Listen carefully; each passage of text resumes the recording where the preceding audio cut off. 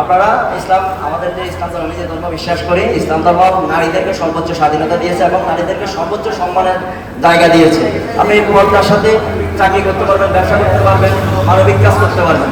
মানবিক কাজ করতে আপনার কোনো বাধা থাকবে না। যারা মুসলিম ধর্ম রীতিনীতি অবলম্বন করেন তাদেরকে বলছি, পর্দার সাথে আপনি সকল কিছু করতে পারবেন। আল্লাহ আপনাকে সেই অধিকার দিয়েছে।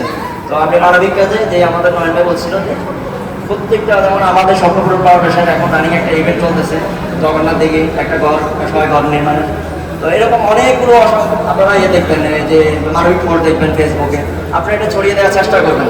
কারণ আপনি একটা শেয়ারে হয়তো বা একটা মানুষ ছবি দেখলে সে 1000 টাকা দেবে, উনি যে 1000 টাকা দিবে, 1000 টাকা দেওয়ার কারণে যে সওয়াব পাবেন, আপনি যে সেটা শেয়ার করছেন, উনি দেখার জন্য সহযোগিতা করে দিয়েছেন, এটার জন্য আপনি সওয়াব পাবেন। তো এই বিষয়গুলো চট্টগ্রাম সরকারি কলেজ হেলথ সোসাইটি ৫ম বর্ষ শেষ করে ৬ষ্ঠ বর্ষে পদার্পণ করেছে। একটি মানবিক সংগঠন